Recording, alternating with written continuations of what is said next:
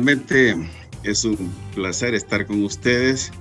Nosotros como Grupo Pro Diálogo Fiscal desde el 2013 nos constituimos para generar un grupo de economistas y de banqueros y de ministros de finanzas y de académicos para estudiar los temas de finanzas públicas, específicamente la temática fiscal. Y hoy que tenemos la pandemia nos parece como muy pertinente tener un poco de claridad en lo que debe hacerse, porque todavía prevalece fuerte incertidumbre, no solo a nivel nacional, sino a nivel mundial.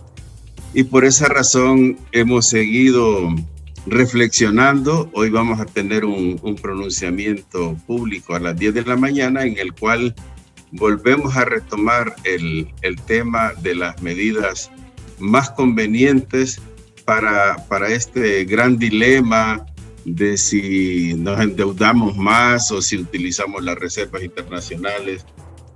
En fin, todo este tipo de cosas que realmente está pasando en todos los países. Don Rodulio, a su criterio y en base a estas investigaciones que ustedes han realizado, ¿qué se ha hecho mal en el país y qué se debería de hacer para evitar continuar cometiendo estos errores?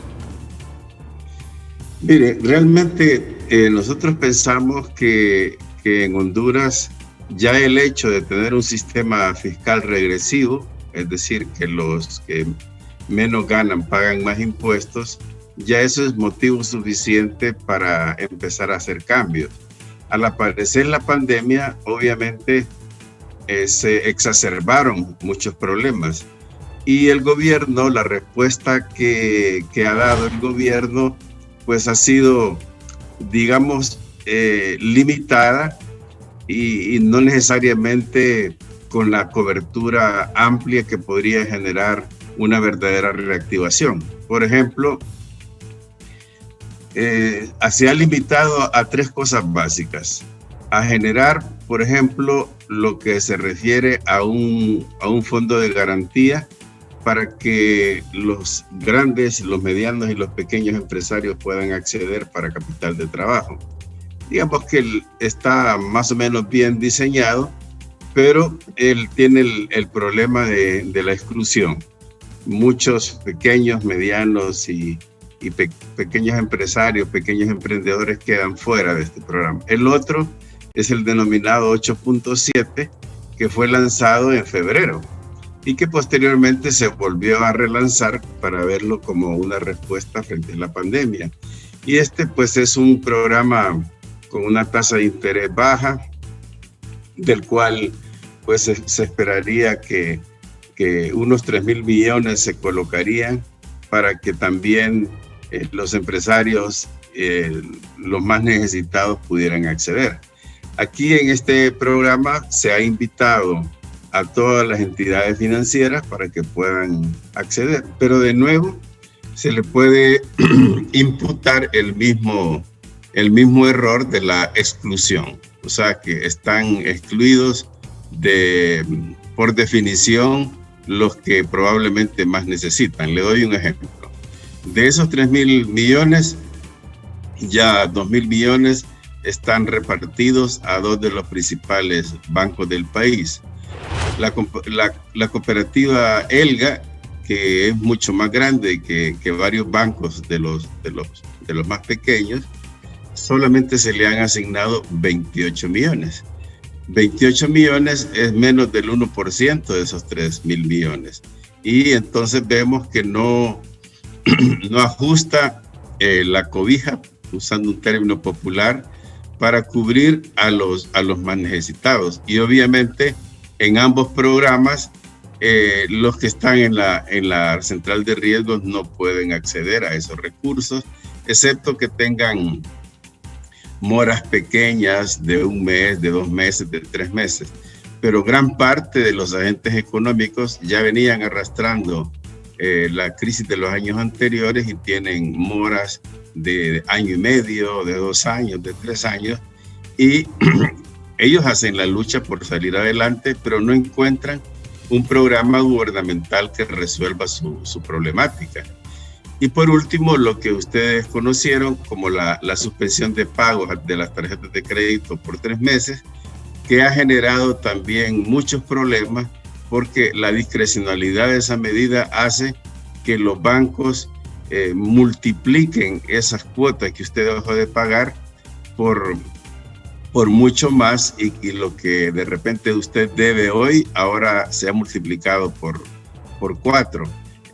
Me refiero a las cuotas. Entonces, ese conjunto de medidas no ha resuelto la problemática general que se tiene en el país, y por esa razón nosotros proponemos nuevas medidas, sentarnos también con las autoridades hacendarias, financieras, bancarias, para ver un poco una mirada más holística, más integral de lo que realmente necesita el país. ¿Qué implica que en esta temporada y justo a unos 20 días de que se presente ante el Congreso Nacional el nuevo presupuesto general de la República, qué implica que haya habido un cambio en la autoridad de la Secretaría de Finanzas? ¿Qué repercusiones podría tener en nuestro país?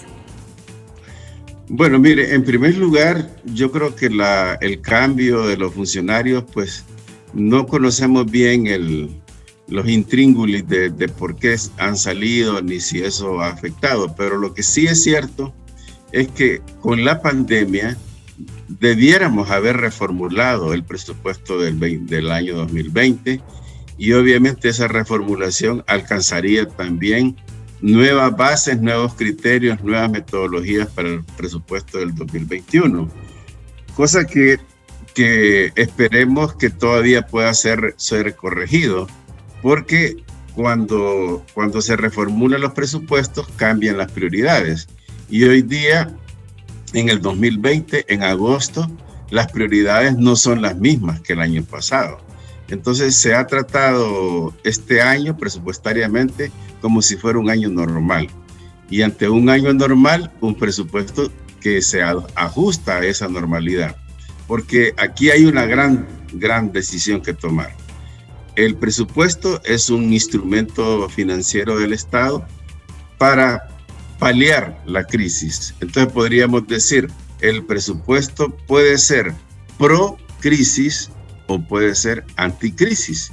Y ahí las nuevas autoridades, esperemos nosotros que se reúnan del conocimiento, de la experticia necesaria para tomar las decisiones apropiadas, ya que teóricamente el 15 de septiembre debiera estar el nuevo presupuesto. Esta determinación que se ha tomado en relación a esto que usted menciona, de que se dio a conocer como un año normal, el año de la pandemia, y que así va a ser conocido, lo que generó al final sería un sobreendeudamiento del país, y los mecanismos que deberían de buscarse para poder realizar este saldo de deudas, ¿cuáles serían? Mire, en primer lugar, recuerde que ya teníamos más de 15,000 millones de dólares de deuda externa e interna antes de la pandemia. Con la pandemia se han aprobado 3,700 millones. Sumados suman 19,000 millones. Con 19,000 millones y un PIB que seguramente va a caer entre un 5 y un 10%, el PIB nos va a quedar aproximadamente 21,000 millones, ¿verdad? Ya no hay crecimiento, hay decrecimiento. Entonces usted divide esos 19,000 millones de deuda entre el PIB y le da 86% del PIB. Un país pequeño con las dificultades fiscales y financieras, pues la pregunta es, ¿cómo va a pagar el servicio de la deuda? El servicio de la deuda ya no van a ser 40,000 millones, probablemente sean 60,000.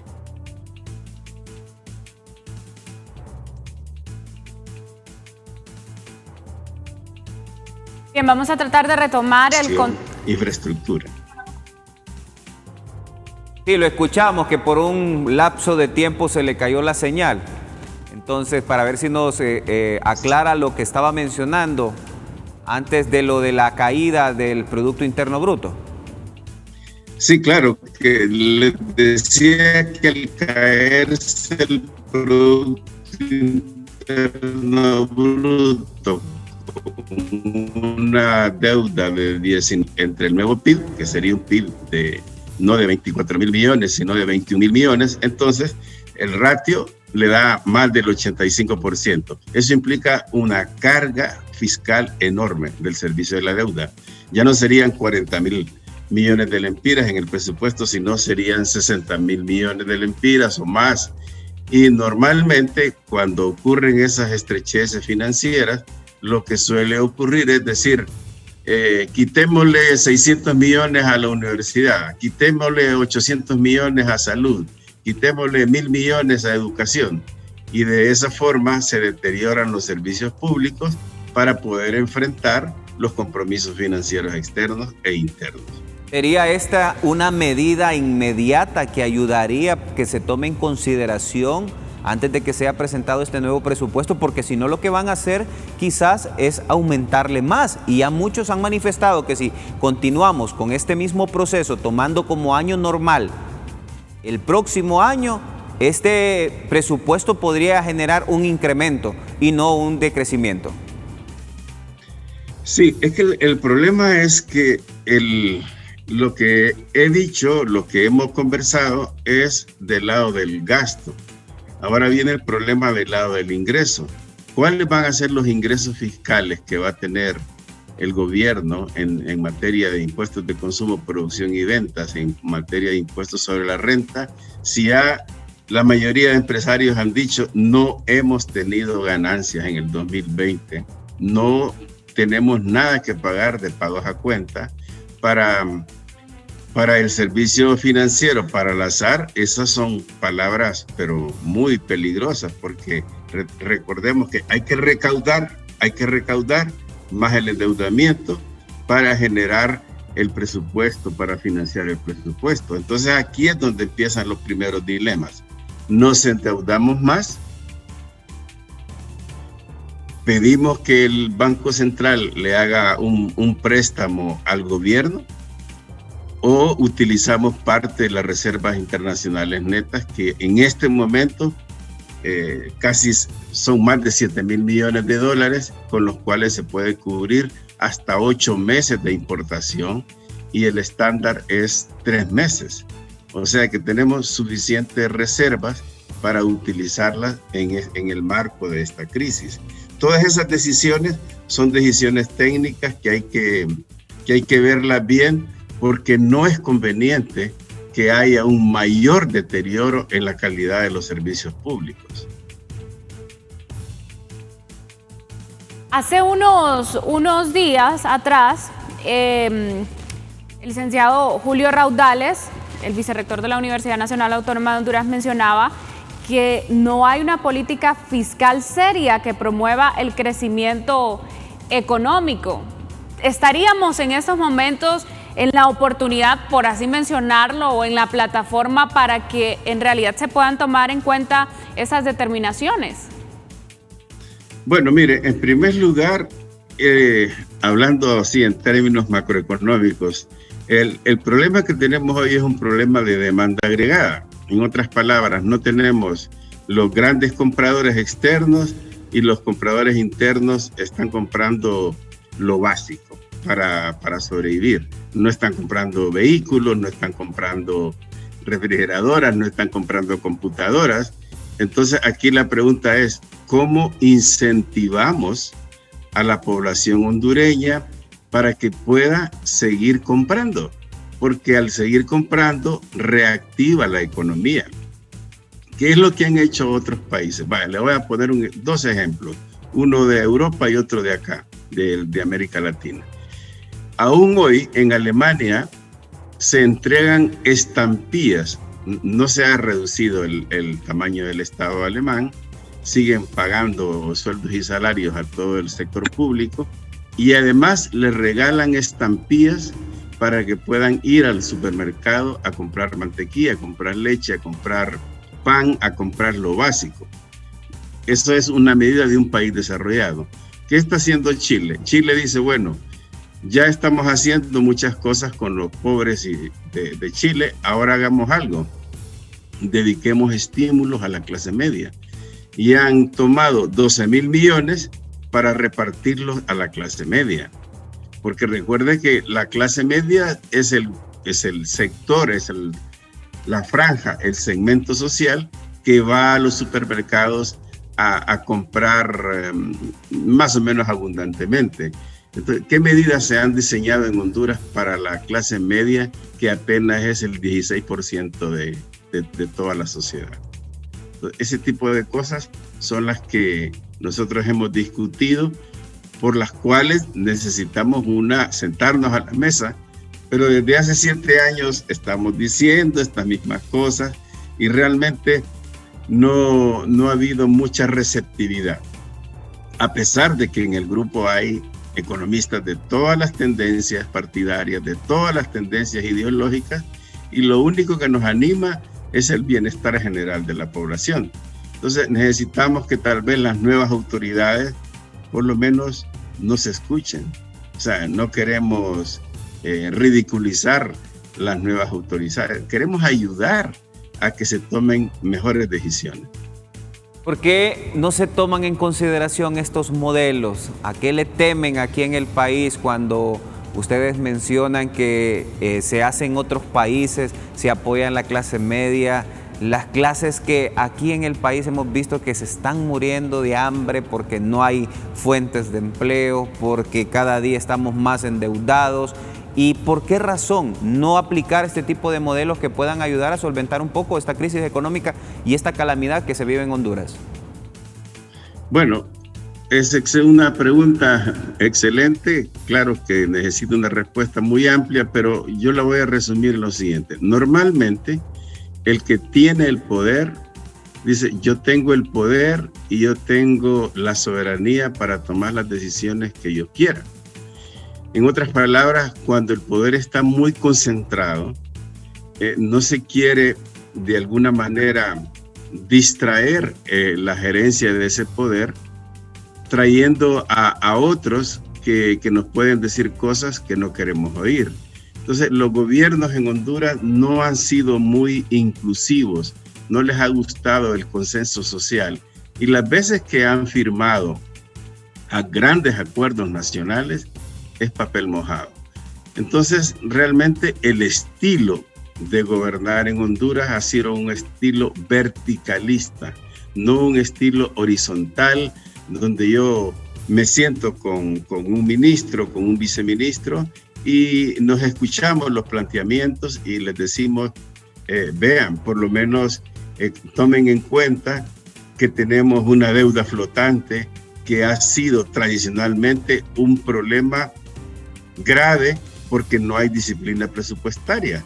Entonces, ¿por qué no construimos disciplina presupuestaria? ¿Por qué no hacemos cosas que permitan tener el presupuesto como una herramienta verdaderamente rígida y no flexible para cumplir con los propósitos que se hicieron el año que se formuló?